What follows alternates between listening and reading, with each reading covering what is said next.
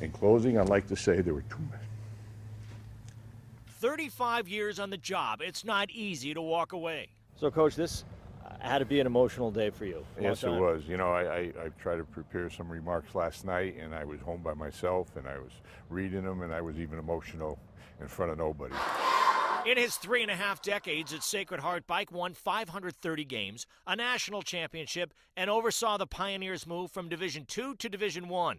But his longtime boss says his accomplishments go far beyond that. I think more important than anything else is that this is a man who certainly understands the place of basketball in his world, and he has the perspective, the insight, the balance, and the will to do the things the right way. Ask Bike about his accomplishments, and he remembers great players, not great for their heroics on the court. What comes to his mind is a former Pioneer whose heroics saved a baby from choking to death. Like Joe Jackson, for instance, at Coppin and Sonia. I don't know who the greatest player we ever had, who the best player was, but I always said he was the funniest. He saved a little baby's life a couple months ago. You know, those things are important, I think. Unlike many other coaches, there doesn't seem to be this huge ego. And is there one? Have I just not seen it?